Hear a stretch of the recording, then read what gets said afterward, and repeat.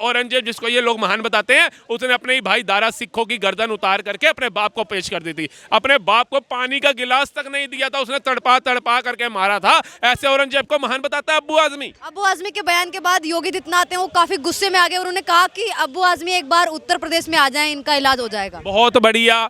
ऐसे ही तो योगी को हर बंदा दिल में क्यों बसा करके बैठा है। उनकी ये जो बात है ना, जो ये मुंह पे बोलने की बात रखते हैं, गलत को गलत बोलने का हुनर जो योगी आदित्यनाथ के अंदर है, यही हमारे को मतलब मजबूर करता है कि हम इनके नतमस्तक हो जाए, सैल्यूट करें इनको। कंधों से ऊंची छाती नहीं होती, धर्म से बड़ी कोई जाति नहीं होती। और दिया ही नहीं बचा तो बाती का क्या करोगे, हिंदू धर्म ही नहीं बचा तो जाति का क्या करोगे। महाकुंभ के अंदर दिखा दिया योगी आदित्यनाथ ने, कोई जातिवाद नहीं चलेगा, कोई अलग घाट नहीं बनाया उन्होंने। ना ब्राह्मण घाट किसी ने देखा, ना राजपूत घाट देखा, ना ठाकुर घाट देखा, सभी ऊंच नीच जाति के लोगों ने स्नान किया भव्य। ये एक मैसेज था लोगों को कि जातवाद की करो विदाई, हिंदू हिंदू भाई भाई, पहले हिंदू बनो। पहले आपका नाम कोई पूछे, मेरे से पूछो राहुल मेहता, लेकिन जब मेरे देश की बात आएगी, मेरे धर्म की बात आएगी, तो मेरी जात हिंदू है, मेरा नाम हिंदू है, मेरी पहचान हिंदू है, और गर्व से कहता हूं मैं हिंदू।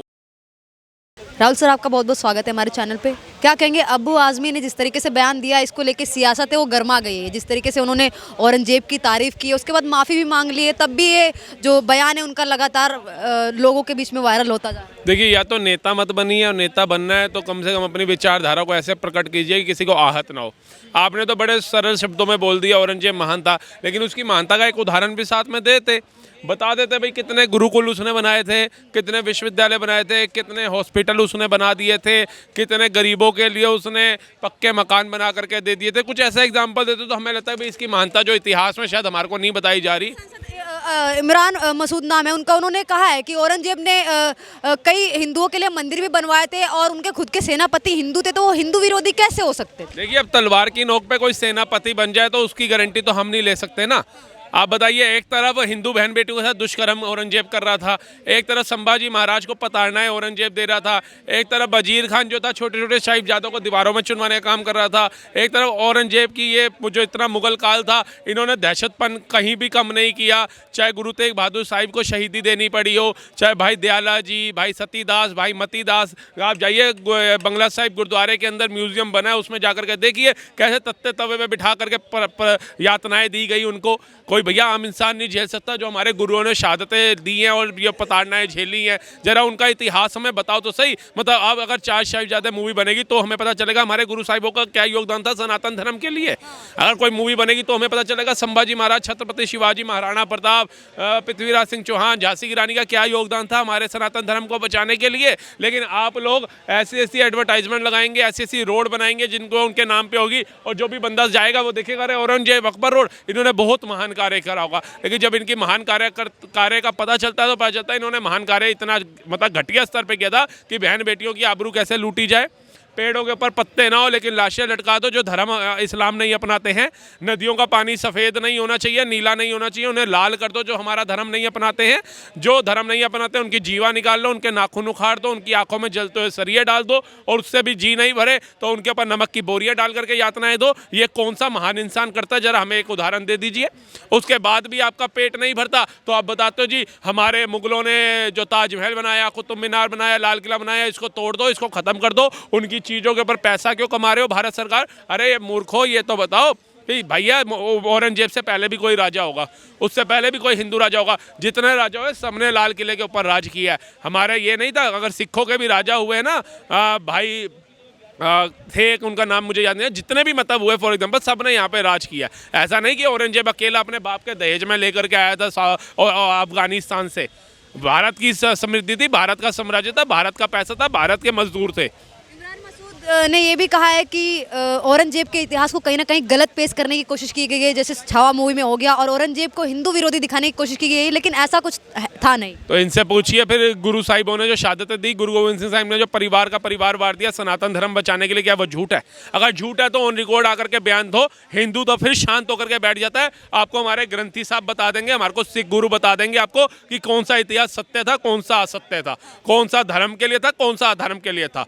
हमारे गुरु साहिबों ने भी अधर्म के खिलाफ लड़ाई करी है, उन्होंने किसी धर्म के खिलाफ लड़ाई नहीं करी, किसी व्यक्ति विशेष के खिलाफ जाकर के लड़ाई नहीं करी। लेकिन जिस इंसान का उद्देश्य था कि आज मैं तानाशाह बन जाऊं, आज मैं राजा हूं, आज सब कुछ मेरी अनुसार चल रहा है, तो मैं हर किसी को पताड़ना दूं, तो ये कहीं नहीं लिखा हुआ, किसी किताब में नहीं लिखा हुआ। आप बताइए। इन्होंने कहा, इतिहासकारों ने पांच बार जो शिक्षा मंत्री मुसलमान बना दिया। आप बनाते, लेकिन उसका क्या कर्तव्य था कि मुगलों को महान बताना एनसीईआरटी की किताबों के अंदर। उनके महान तो आपने बता दिया, 1600 ईस्वी में आए, 1700 में ये युद्ध लड़ा, ये जीता, ये जीता, तो ये भी तो बताते किसके खिलाफ जीता। हमारे राजाओं महाराजाओं के खिलाफ जीता। हमारी जितनी भी रानियां थी उनके शोषण करने के लिए उकसुत हुआ। ठीक है जी। कितनी हमारी पद्मावती जैसे महारानी थी, उन्होंने जौहर कर दिया, अग्नि जौहर कर दिया। ये सारी चीजें भी तो हमें बताते हैं ना, क्यों जौहर करना पड़ा उनको, क्यों राजाओं के राजघराने लूट लिए गए। उस युद्ध तो बड़ी लड़ाइयाँ सड़क पे भी हो जाती हैं, लेकिन उसमें कल्प्रिट कौन है और इंसान साफ छवि का कौन है, वो भी तो देखा जाता है। लेकिन आपने तो बता दिया, वो चोर जो था वो सच्चा इंसान था, और जो बेचारा शरीफ इंसान था उसको आपने गुनाहगार बता दिया। आप बताइए, इनसे पूछिए, है प्रेम की निशानी आज तक हमारे दिमाग में डाल दिया ताजमहल, 8वां अजूबा, इससे खूबसूरत कुछ था ही नहीं। अरे वो प्रेम की निशानी चौथी बीवी के लिए बना रहा था वो। उसके बाद जब वो चौथी बीवी मर जाती है, मुमताज बेगम, उसके बाद दूसरी शादी करता है। अरे प्यार की निशानी बतानी थी तो हमारा राम सेतु बताते, जो प्रभु श्री राम ने माता सीता को जब लेने जा रहे थे रावण की लंका के अंदर, तो समुद्र का सीना फाड़ के उन्होंने राम सेतु बना दिया था। वो थी प्यार की निशानी। प्यार की निशानी बतानी थी तो तब बताते जब 14 साल का वनवास पिताजी के एक वचन के ऊपर ले लिया था। कर्तव्य क्या होता है, संस्कार क्या होते हैं, उसकी बात करते हैं आप। जब प्रभु श्री राम कहते हैं कि वहां पर गए वन के अंदर, वन देवी प्रकट हुई, उन्होंने कहा प्रभु आप साक्षात वनों के अंदर कहाँ भटक रहे हैं। तब उन्होंने बताया मेरे पिताजी का एक वचन था, मैं उसको निभाने के लिए आया हूँ। तो उन्होंने कहा मेरे लिए कोई आज्ञा बताइए। तब उन्होंने बोला कि वन देवी, मेरा पीछे जितना भी रास्ता है उस सबके अंदर जो है ना ये कंकड़ और कांटे हटा दो। तो वन देवी ने कहा प्रभु श्री राम आपने आगे की ओर प्रस्थान करना है, पीछे के कंकड़ और कांटे हटाने की बात कर रहे हैं। उन्होंने कहा जो मेरे से शरीर से लगता है, जो मेरे पैरों से लगता है, जो मेरे चरण कदमों में लगता है, वो तो वैसे ही मेरा हो जाता है, वो मुझे क्या नुकसान पहुंचाएगा। लेकिन पीछे जो मेरा भाई आएगा ना मुझे ढूंढता हुआ, वो बड़ा कोमल है, वो बड़ा प्यारे हृदय का है, उसे वो कंकड़ और कांटा ना चुभे, इसलिए ये हटा दो। और दूसरी तरफ औरंगजेब, जिसको ये लोग महान बताते हैं, उसने अपने ही भाई दारा सिखों की गर्दन उतार करके अपने बाप को पेश कर दी थी। अपने बाप को पानी का गिलास तक नहीं दिया था, उसने तड़पा करके मारा था। ऐसे औरंगजेब को महान बताता है अब्बू आजमी। अब्बू आजमी के बयान के बाद योगी आदित्यनाथ हैं वो काफी गुस्से में आ गए। उन्होंने कहा कि अब्बू आजमी एक बार उत्तर प्रदेश में आ जाएं, इनका इलाज हो जाएगा। बहुत बढ़िया। ऐसे ही तो योगी को हर बंदा दिल में क्यों बसा करके बैठा है। उनकी ये जो बात है ना, जो ये मुंह पे बोलने की बात रखते हैं, गलत को गलत बोलने का हुनर जो योगी आदित्यनाथ के अंदर है, यही हमारे को मतलब मजबूर करता है कि हम इनके नतमस्तक हो जाए, सैल्यूट करें इनको। क्योंकि भैया कड़वे को कड़वा बोलो ना, कड़वा बंदा आपको अगर कोई बात मतलब कड़वी बात, सच्चा बंदा कोई कड़वी बात बोल देगा आपको चुभेगी, लेकिन बाद में आपको पता चलेगा वो आपके हित के लिए थी।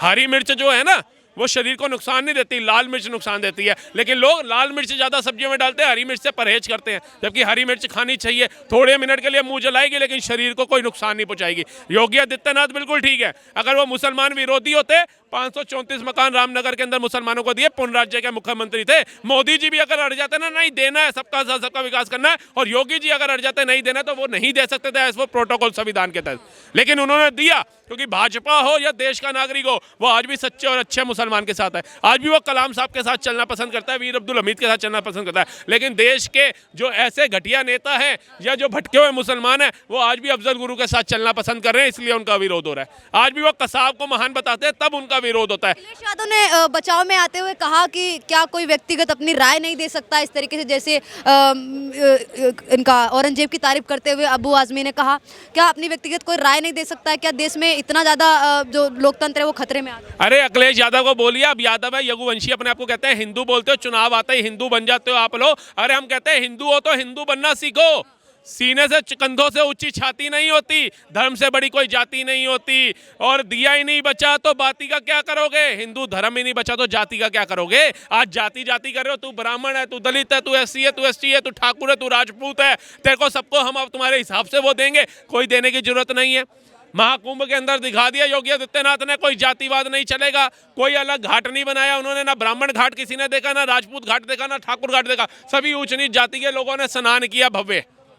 ये एक मैसेज था लोगों को कि जातवाद की करो विदाई, हिंदू हिंदू भाई भाई, पहले हिंदू बनो। पहले आपका नाम कोई पूछे, मेरे से पूछो आप, राहुल मेहता। लेकिन जब मेरे देश की बात आएगी, मेरे धर्म की बात आएगी, तो मेरी जात हिंदू है, मेरा नाम हिंदू है, मेरी पहचान हिंदू है, और गर्व से कहता हूं मैं हिंदू हूं। लेकिन मैं चुनावी हिंदू, चुनावी मुसलमान नहीं बनना पसंद करूंगा कि अगर भैया रमजान आ गया, मुझे किसी मुसलमान के भाई के घर में जा करके है वो खाना है, तरबूज खाना है या अंगूर खाना है या टिक्का पनीर टिक्का खाना है, तो मैं टोपी लगा करके उसके घर चला जाऊंगा।